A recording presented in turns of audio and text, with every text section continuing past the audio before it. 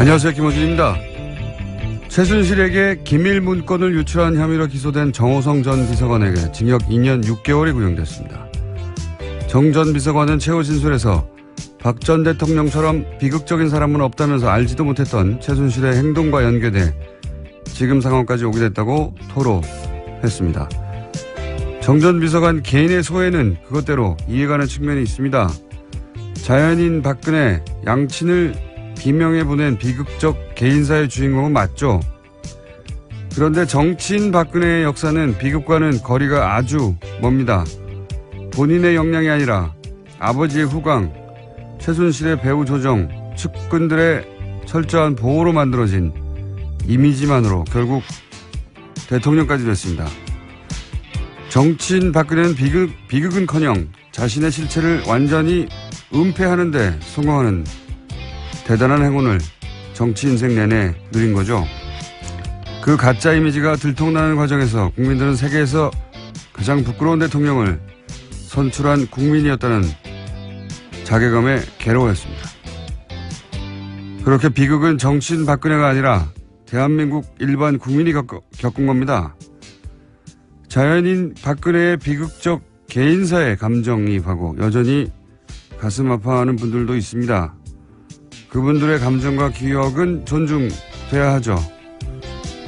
하지만 정치인 박근혜는 다시는 돌아볼 가치도 이유도 없는 자격미달 정치의 상징입니다. 그리고 그 과거 기억에 기생해야 비로소 정치적 생존이 가능한 세력도 여전히 있죠. 남은 비극이라면 그게 비극인 겁니다. 김호준 생각하겠습니다.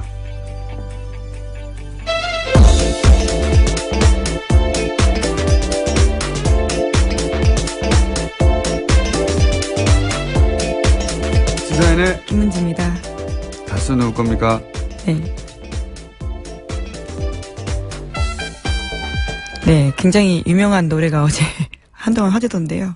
네. 다시 한번 들어볼까요?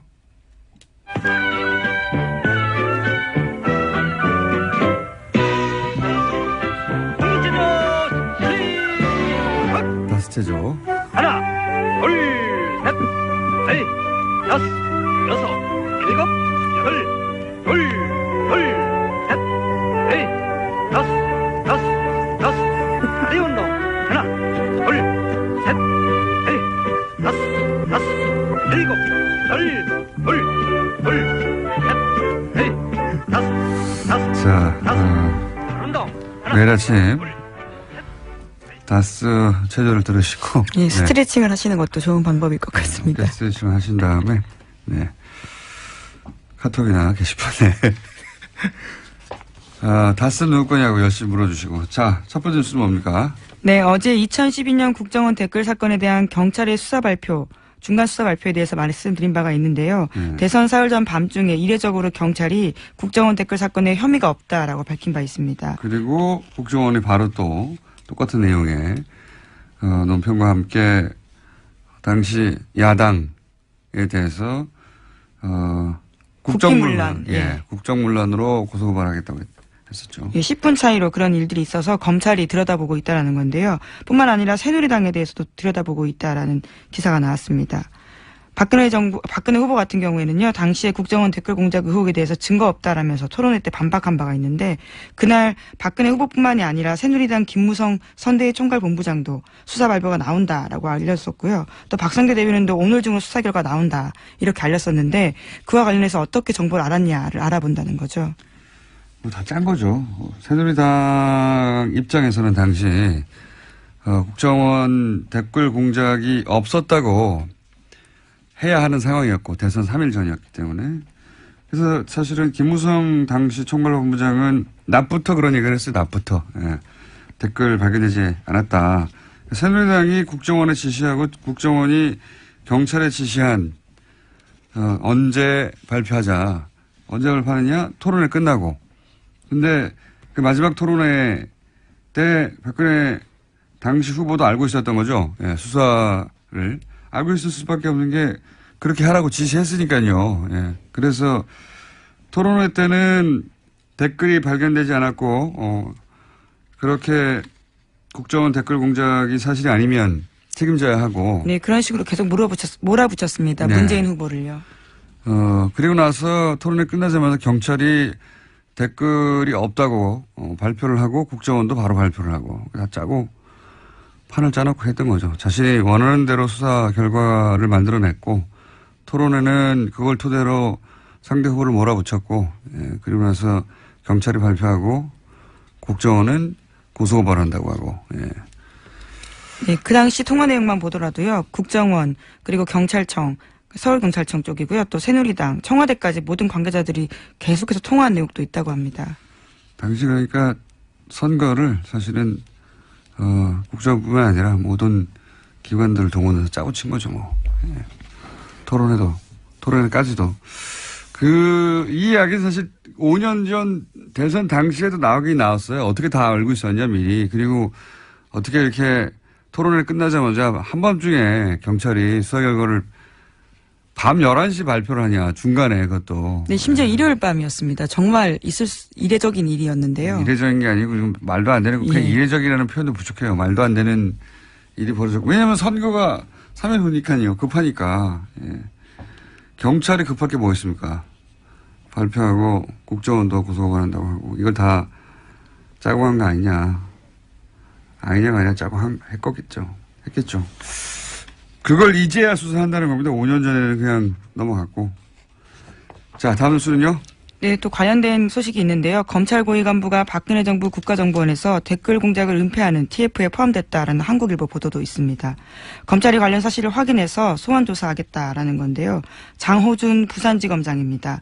국정원의 근무 당시에 검찰의 댓글 수사를 방해하는 현안 TF에 포함됐다라고 합니다. 네, 이건 이제 뭐 국정원 수사를 방해한다는 건 이틀 전인가요? 3일 전에 얘기했던 검찰에서 국정 댓글 수사할 때 그때 세트로 가짜 사무실 만들어 놓고 가짜 문서를 잔뜩 만들어서 그 사무실에 집어넣어 놓고 여기가 댓글 공작을 한 곳이니까 여기를 압수수색하라고 했던. 네, 트루먼쇼 같은 장면을 연출했던 곳이죠. 그 사건을 준비했던 TF에 부산지검장이 포함되어 있었다는 겁니다. 그러면 뭐 수사를 해야죠.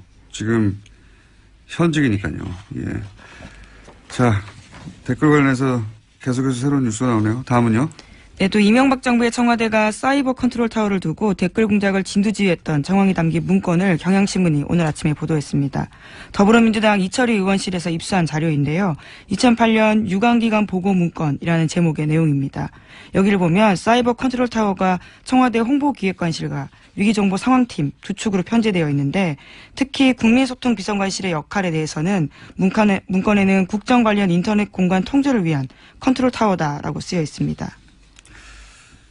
여기서 중요한 포인트는 두 가지네요. 하나는 홍보기획관실 당시 책임자가 지금 현재 썰전의 박영준 교수 아닙니까? 네, 그렇습니다. 당시 홍보기획관이었습니다. 조만간 얘기가 나오겠네요. 그게 한 가지 있고 또 한 가지는 매일 대통령에 보고됐다. 매일 이명박 전 대통령에게 이런 게 보고됐다고 하는 문서가 나온 거죠. 네, 국민소통비서관실에서 국정원, 경찰, 군을 통해서 인터넷 여론 정보를 수집해서요. 한 쪽짜리 일일 여론 동향 보고서를 작성했다고 합니다. 그 국민소통비서관실의 업무를 보면 지금 소위 말해서 이제 여론 조작의 타워였던 거죠. 컨트롤 타워 역할을 했던 그 업무를 보면 사이버상의 여론 수집, 다 사이버예요, 이게. 사이버 컨트롤 타워니까. 사이버상의 여론 수집, 사이버상의, 악성 루머 유포자 색출, 인터넷 토론방 등 악성 게시물 대응.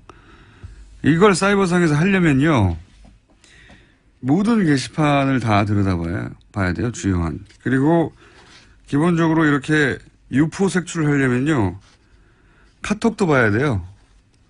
어떻게 유포되는지 어떻게 압니까? 기본적으로 당시 게시판과 카톡, SNS가 전 국민적 사찰을 당하고 있었다. 이런 정황의 하나라고 보는데 이것도 수사 대상이 돼야 되겠죠. 네, 문건이 나온 거라서 수사에 들어갈 수밖에 없습니다. 자, 그 당시에 어떻게 여론 조작을 했고 댓글 공작을 했는지에 관련된 뉴스가 끊임없이 나오네요. 새로운 게. 네. 또 있습니까?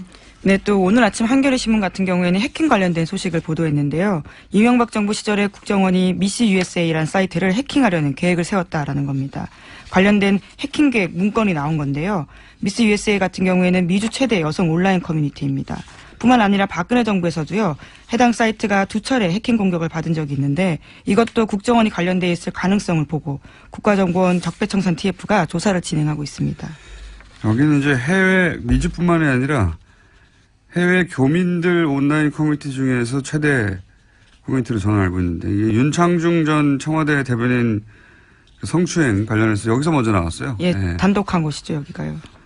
단독이라고 하기는 좀 그렇지만 언론이 기자 아니니까. 입장에서는요. 네. 근데 여기서 처음 폭로가 됐고 뭐 예를 들어서 미국산 그 수입 쇠고기 반대 촛불 시도 여기서 발단이 그 해외에서는 됐고 최대 커뮤니티다 보니까 여기를 상중하거나 또는 상시 모니터링을 하고 있었다는 거고요. 거기가 어떻게 돌아가는지 알려면 그래야 되는 거죠. 글이 뭐 하루에 10개 올라오는 데가 아니니까. 그런데 해외에서도 이런 걸 상주하고 혹은 담당자가 있었다면 국내 커뮤니티는 뭐 당연히 있지 않았겠습니까? 국내 대형 커뮤니티도 당연히 상주하는 담당자가 있었을 것이다. 연결을 생각해 볼 수 있고요. 그리고 국내 게시판들의 해킹이나 또는 개입은 없었겠는가. 그리고 그냥 상주만 했겠냐. 쳐다보기만 했겠냐. 다른 데는 댓글을 다는데 이 게시판에 상주하고 담당하면서 게시판에 직접 여러 가지 아이디로 글을 안 달았겠는가. 예. 당연히 했겠죠.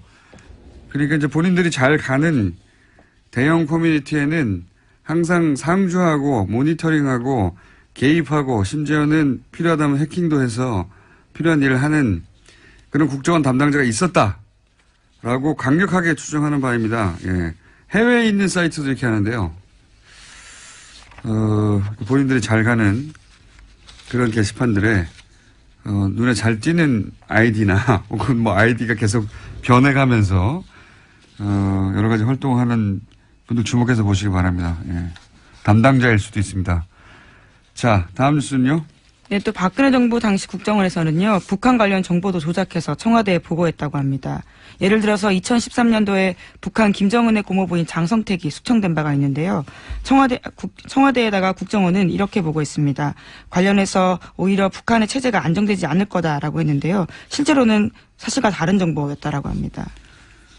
그런 얘기가 그때도 있었어요. 뭐냐면 소위 이제 권력의 이전, 그러니까 아버지 때의 사람이었기 때문에 흔들 수도 있는 사람이 축청됐으니까 더 권력이 공고화된 거 아니냐 그런 얘기가 있었는데 국정원 내에서도 그렇게 보고했다는 거잖아요. 공고화될 것이다 오히려. 예, 그렇죠. 그런데 박근혜 정부에서는 이제 북한이 흔들린다. 예, 붕괴가 정반대로. 되고 예. 예. 곧 망한다라는 것만 올렸다라는 거죠. 국정원에서 정상적으로 보고하는 내용도 박근혜 정부에서는 자신들의 업적이 아니라 그렇다면 뭐 했냐는 소리를 듣게 되잖아요. 그러니까 자신들이 대북 정책을 잘못했다는 말을 들을까 봐 국정원의 정상적인 보고도 정반대로 자신들의 광고 홍보에 도움이 안 되면 정반대로 통일은 대박이고 곧 북한이 무너진다고 예. 그런 얘기로 완전히 정반대 얘기를 했다는 거죠. 네, 안보가 제일 중요하다고 했지만 사실을 다 왜곡한 겁니다. 자기들이 제일 중요한 거예요. 그냥 안보가 중요한 게 아니고. 예, 보수의 가치를 늘 내세우니까요. 자기들의 안보가 가장 중요한 거죠. 항상. 그러니까 국정원에서 보고한 내용조차 정반대로 지금 홍보한 거 아닙니까? 그렇죠. 심지어 남재준 원장한테 직보된 사안이라고 하는데요. 전혀 반영이 되지 않고 오히려 반대로 올라갔다라고 합니다. 반대로 올라갔거나 혹은 뭐 정상적으로 올라왔는데 반대로 청와대에서 써먹었거나 했겠죠. 여하간 대북 관련해서 북한의 체제가 더 공고해지고 있다는 국정원의 보고도 정반대로 써먹었다. 예. 신선하네요. 그 내용은. 자, 하나 두 개 정도 더 할 시간이 있는 것이 오늘은 리얼미터가 예. 미리 들어와서 자기 짧을까봐. 어제 이후로 자꾸 난임이 늘어가고 있네요. 예. 정청래는 예. 갑자기 시간과의 싸움입니다. 전화한다고 하더니 걸어와가지고 그 사이에 걸어왔어 그러더니 자, 리얼미터 조용히 난입해서 앉아 있습니다. 예. 다음 뉴스 한두 가지 정도 하죠. 네, 이명박 정부 시절에 자원외교 실패했다라는 평가는 계속해서 받고 있는데요. 또 관련된 뉴스가 나왔습니다. 어제 JTBC가 보도했었는데 이명박 정부 당시에 3,300억 원을 투자했던 북미 지역 가스정 개발이 있습니다. 이와 관련해서 전액을 모조리 날렸다라고 합니다. 그런 거는 뭐 이때까지 흔한 뉴스였는데 예, 자원외교 관련해서는 돈을 벌었다는 뉴스가 신선한 거지 이 날렸다는 얘기는 계속 나오고 있잖아요. 예, 또 날린 내용이 나온 거죠. 예. 근데 이제 여기서 특이한 점은 3천억대가 이제 세 군데 나눠서 투자를 했고 그중에 100억대는 건졌다라는 겁니다. 3천억 투자해서 100억대 정도는 그래도 최소한 건졌다라고 하는 줄 알았더니 100억도 다 날라갔다. 이게 새로 나온 소식이고 그리고 이게 3천억대가 세 개 나눠서 투자했다는 거 아닙니까? 그렇죠. 예. 1,000억대씩. 이게 정말 말이 안 되는 게 3천억이 아니라 이제 30억짜리 아파트라고 칩시다. 어마어마한 사실은 30억짜리면 아파트죠. 국내에서 아마 최고급 수준의 아파트겠죠. 근데 그 집을 세 채를 누군가의 소개를 받거나 해가지고 집을 샀어요. 근데 이 집이 알고 봤더니 빵원이에요. 가치가. 그러면 이게 세 개를 연속으로 다 빵원이에요. 단순히 사기를 당한 걸까요? 아니면 누군가 중간에 같이 공모해서 해먹은 걸까요? 그게 참 연속해서 사기당하는 게 쉽지 않은데요. 예. 연속해서 이 사기를 당했다는 게 말이 되나요? 그것도 30억도 이해가 안 가는데 3천억을 저는 이거는 누군가 중간에 해먹지 않고서 있을 수 없는 일이다. 그리고 자원외교마다 이런 일이 벌어져요. 모든 자원외교마다. 하나같이. 예. 그래서 그 돈이 몇 조의 단위라는 거 아닙니까?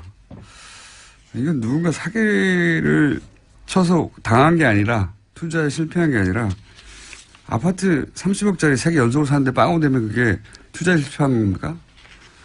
뭔가 어딘가에 사기가 있는 거지.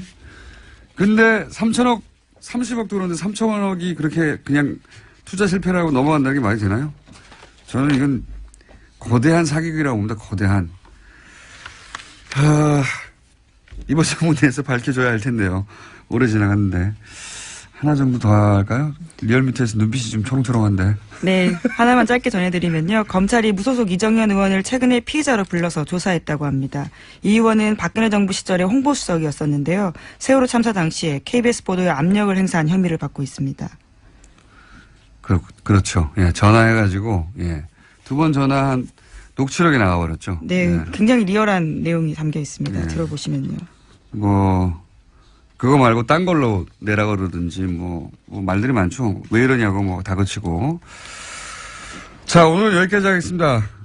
네, 시사인의 김은지였습니다. 감사합니다. 네. 바로 이어서 리얼미터 권순정 조사 분석실장 나오셨습니다. 안녕하십니까. 눈빛 초롱초롱입니다. 오늘은 그 주간조사는 약간 짧게 하고 네. 현안 조사를 약간 길게 하는 게 어떨까 싶습니다. 네. 그렇게 해보시죠, 뭐. 네. 자, 왜냐하면은 이 정당이나 대통령 지지율이 올랐다고 해봐야 맞습니다. 뭐 1%네. 근데 떨어졌다고 해봐야 또 1%네요. 그래서 뭐 사실은 변동이 없다고 해야 되는 지지율이에요, 대부분. 예, 세부적으로 보면 변동이 있긴 한데 네. 전체적으로 보면 변동을 좀 파악하기 좀 힘든 양상이죠. 그래서 매주 나올 필요가 없어요. 들어가겠습니다. 네. 네. 대통령 지지율은 보니까 소폭 내렸네. 0.4%. 네, 문 대통령은 67.4%를 기록했습니다. 0.4%포인트 소폭 내렸고요. 4주째 1, 2포인트 미미한 변동폭으로 60%대 후반 지지율이 계속 이어지고 있습니다. 잠시 보면은 이제 경향이 보이는데요.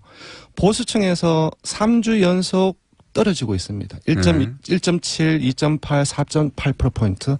반면 진보층에서는 3주 연속 올라가고 있어요. 그러니까 이전에도 계속 말씀을 드렸는데 여야 정치 공방이 이제 많아지고 그런 과정들 속에서 진영 간의 양극화가 일어나는 것들이 계속 나타나고 있고요. 이제 보수 정당이 예. 합친다는 얘기도 나오고 하니까요. 네, 예. 그런 영향도 있습니다. 다음으로 정당을 넘어가면 민주당도 역시 내렸습니다. 1.4%포인트 내린 48.7%를 기록했고요. 자유한국당은 아주 약간 올랐습니다. 0.4%포인트 오른 18.5%를 기록했습니다. 완만한 상승세입니다. 국민의당도 완만한 상승세를 2주 연속 기록하고 있는데요. 역시 0.4%포인트 오른 6.6%이고요. 바른정당은 조금 폭이 약간 큽니다. 0.9%포인트 내린 4.9%로 정의당과 함께 최하위로 밀려났습니다. 정의당은 지난주와 동률인 4.9%. 이거 사람들 기억도 못합니다. 0.4, 0.5, 0.9. 예, 거의 비슷한 지지율이 4주째 이어지고 있다. 앞으로는 이 정도면 그냥 변동 예. 없다고 해주세요. 예, 오차 범위 이내로 변동 없다. 네. 다만 추세는 이러하다. 완만한 네. 상승세, 완만한 네. 하강세 혹은 보합세. 사실은 이 정도면 다 보합세라고 봐야 됩니다. 그렇죠. 보합세로 봐야 되고, 예. 다만 눈여겨볼 것은 좀 양 진영이 이제 보다 이제 양극화돼서 그렇죠. 예, 그 양상이 지속되고 있다. 소위 이제 중도층이 조금씩 줄어들고, 조금씩 진보 보수 쪽으로 겹집하는 양상. 그렇다고 해도 너무 적습니다. 네. 퍼센티지가 아직은 지형이 변했다거나, 유권자 구조가 지금 바뀌고 있다거나 그렇게까지는 아닌 것 같고. 그렇지 않습니다. 네. 그렇지는 않은 것 같고. 네. 약간씩 변동이 있다. 0.1% 전후반으로 네. 그렇게 추세를 보시면 될 것 같습니다. 맞습니다. 자, 네. 좀 길게 해보자는 현안 조사는 뭡니까? 네. 요즘 국감이 열리는데도 불구하고 몇 주 동안 정당 간 통합이 정말 그 언론의 핫 이슈가 되고 있습니다. 그래서 정당 간 통합 방안에 대한 국민 여론을 조사를 했는데요. 그러니까 네. 국민과 발언에 찬성하냐 반대냐 혹은 한국과 발언에 찬성하냐 반대냐 이게 아니고 전체 다 물어봤다. 맞습니다. 예, 한 문항을 따로 떼어서 보면 일정한 정도의 편향이 나타날 수 있습니다. 그래서 그렇죠. 지금 얘기되고 있는 모든 통합 방안들 그리고 모든 통합 방안을 원치 않는 사람들도 있을 수 있기 때문에 통합을 반대하는 부분들도 다 넣어서 전체적으로 조사를 해봤는데요. 모든 통합 반대, 어떤 통합도, 그러니까 한국 발언, 민주, 국민 발언, 어떤 통합도 원치 않는다, 바람직하지 않다라고 보는, 응답이 38.7%로 가장 많이 나왔습니다. 굉장히 높네요. 예. 반면 한국 발언 통합은 17.1%, 그리고 민주 국민 통합은 16.3%, 그리고 국민 발언 통합은 13.9%로 새 통합 방안 전체가 10%대에 머물고 있습니다. 반면 앞에 보신 대로 모든 통합을 반대한다는 것이 한 10명 중 4명 정도이고요. 그래서 전체적인 민심은 비록 이제 언론에서는 이제 여러 가지 통합 방안에 대해서 많이 얘기되고 있지만 국민들이 생각하는 전체적인 민심은 이러한 통합들을 반대하는 여론이 좀 주가 된다. 이게 아마 인위적이라고 보는 것 같아요. 맞습니다. 이런 통합이 절대적으로 필요하다라고 하는 국민들 여론이 있다기보다는 정당의 필요에 의해서 이게 인위적으로 이루어지는 거니까. 맞습니다. 지방선거를 앞두고 일부 이제 조그만 어떤 정당들 같은 경우 일종 서바이벌 통합이라고 볼 수도 있고요. 금방 말씀하신 것들은 정치화학적 통합. 그러니까 이러한 부분들도 국민들도 다 알고 있다는 거지요. 모를 수가 없죠, 뭐. 근데 이제 자신들의 그 이념적 지향에 따라서 조금씩 다 갈리긴 하겠죠. 국민 발언의 통합 같은 경우는 노년층, 보수층에서는 지지가 있겠죠. 그렇습니다. 이제 이름에도 불구하고 정당 지지층별로 나는 어느 정당을 지지한다. 각각 다르지 않습니까? 정당 지지층을 보면 재밌는 결과가 나왔습니다. 그러니까 정당 지지층별로는 통합 방안에 대해서 선호가 뚜렷하게 나타났는데요. 요약을 하자면은 짝짓기가 되어 있습니다. 국민의당 지지층과 바른정당 지지층이 짝짓기가 되어 있고요. 그리고 한국당 지지층 같은 경우는 바른정당에 대해서 짝사랑을 하고 있는 그런 형세이고요. 한국당 지지층은 바른정당과 통합해야 한다가 1이고. 예, 1입니다. 압도적으로 1입니다. 68%. 여기는 통합이라기보다는 흡수로 받아들일 테니까요. 다 흡수해서 등치를 키워야 된다. 한국당 지지층은. 근데 국민의당 지지층이나 이제 바른정당 지지층 같은 경우는 각각 35% 그리고 다시 말씀드리겠습니다. 국민의당 지지층은 49% 그리고 바른정당 지지층은 35%로 각각 상대 정당과 통합을 해야 된다는 여기는 인식이 1위가 나왔습니다. 큰 정당에는 흡수되는 거니까. 네네. 이렇게 사이즈가 비슷한 것과 네네. 서로 해야 된다고 하는 인식이 있는 것 같고. 네. 그래서 민주당 지지층은 예, 민주당 지지층은 이제 팔짱을 끼고 있는 거죠. 그러니까 되게 부정적인 인식을 가지면 이렇게 국민 발언 또는 이제 한국당과 이제 바른정당과의 통합 이런 부분들에 대해서 팔짱을 끼고 부정적으로 보고 있는 상황입니다. 민주당 반대가 모든 통합 반대가 절반이 예, 넘어요. 절반이 넘습니다. 배가 부르네요. 지금 제가 보기에는 배가 부른 상황이고. 예, 지난주에 연령대별로는 어떻습니까? 연령대별로는 사실상 모든 지역 40대 이하 가 이제 그 모든 통합을 반대한 여론이 많았는데요. 40대 이하는 모든 통합에 반대한다 가장 많고. 예, 호남 그리고 TK, PK를 포함해서 모든 지역에서 어떤 통합도 바라지 않는다가 1위가 나왔는데요. 40대까지는 그렇고. 네. 50대는 어떻습니까? 50대는 민주당과 국민의당의 통합이 1위로 나왔습니다. 50대에서 2위고. 60대는 역시 60대 이상과 그리고 보수층에서는 한국당과 바른정당의 통합이 1위로 나왔습니다. 예.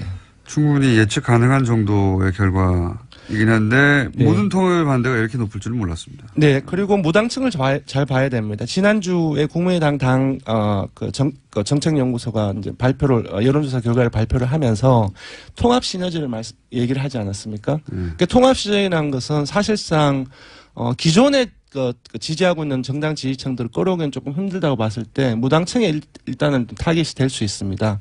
여기서 본다고 한다면은 무당층에서도 어떤 통합도 바라지 않는다 가장 많이 나왔어요. 그러니까 통합 논의는 많은데 네. 예. 국민 일반의 여론은 40% 가까이 모든 통합에 반대한다. 네. 40대 이상은 지역 불문하고 다 반대한다. 맞습니다. 50대, 60대는 각각 네.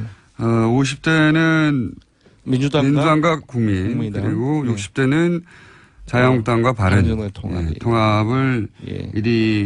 통합을 원하는 게 1위다. 네, 그렇습니다. 알겠습니다. 네. 개요는요? 네.